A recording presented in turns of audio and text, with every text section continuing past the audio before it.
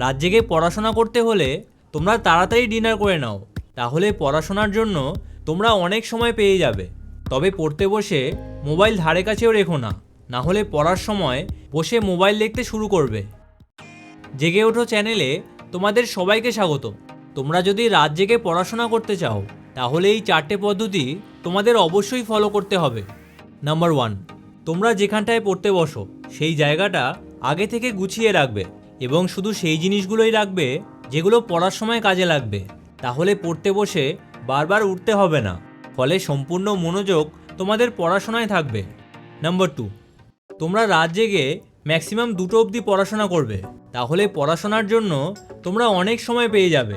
তবে এই সময়টায় শুধু একটা সাবজেক্ট নিয়েই বসে থাকবে না, তোমরা চেষ্টা করবে অন্তত 3টে সাবজেক্ট পড়ার।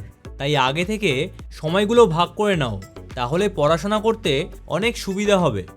নাম্বার 3, রাত জেগে পড়ার সময় যাদের ঘুম পেয়ে যায় তারা পড়তে বসে তখন জোরে জোরে পড়ো, অথবা ঘরের মধ্যে পায়চারি করে পড়াশোনা করো, কারণ তাহলে দেখবে তোমাদের আর ঘুম আসবে না। তাছাড়া আরও একটা জিনিস করতে পারো, সেটা হলো তোমরা দুপুর অথবা বিকেলবেলা কিছুক্ষণ ঘুমিয়ে নেবে, তাহলে রাত জেগে পড়ার সময় দেখবে একদমই ঘুম আসবে না। তবে এই ঘুম আসার কারণ হলো আমাদের পড়াশোনায় আগ্রহ নেই, তাই বই নিয়ে বসলেই আমাদের ঘুম পেয়ে যায়।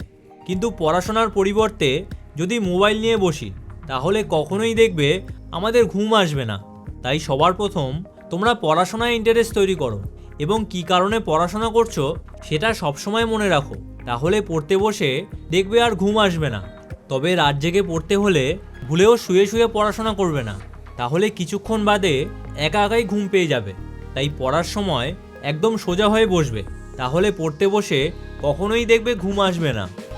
নাম্বার 4, রাত জেগে পড়াশোনা করার অনেক সুবিধাও আছে, যেরকম যারা ভোরবেলায় উঠতে পারে না, এবার তাদের জন্য রাত জেগে পড়াই বেস্ট অপশন, কারণ রাত জেগে পড়লে ভোরে তাড়াতাড়ি ওঠার দরকার নেই। দেখো, তোমরা যদি রাত জেগে পড়াশোনা করো তাহলে পড়াশোনার জন্য অনেক এক্সট্রা সময় পেয়ে যাবে, ফলে এই সময়টাকে কাজে লাগালে পড়াশোনায় অনেক এগিয়ে যাবে। তাছাড়া এই সময়টায় চারপাশে যেহেতু নিস্তব্ধ থাকে, ফলে মনোযোগ দিয়ে তখন পড়াশোনা করা যায়। তবে বেশিরভাগ স্টুডেন্টের পড়ায় মন বসতে চায় না, ফলে হাজারো কথা তাদের পড়তে বসে মনে পড়ে। দেখো, শুধু টপার হব বললেই হওয়া যায় না, টপার হওয়ার জন্য অনেক পরিশ্রমও করতে হয়। কিন্তু তোমাদের যদি পড়াশোনায় আগ্রহ না থাকে তাহলে কখনোই তোমরা পরীক্ষায় টপার হতে পারবে না। তাই সবার প্রথম পড়াশোনায় আগ্রহ তৈরি করো এবং পড়াশোনাকে তোমরা ভালোবাসার চেষ্টা করো, তাহলে অবশ্যই দেখবে পরীক্ষায় টপার হতে পারবে।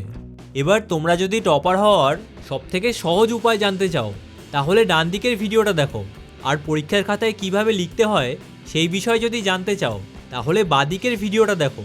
তাহলে তোমাদের সাথে ওই ভিডিওতেই দেখা হচ্ছে। ভিডিওটা ভালো লাগলে চ্যানেলটা অবশ্যই সাবস্ক্রাইব করো।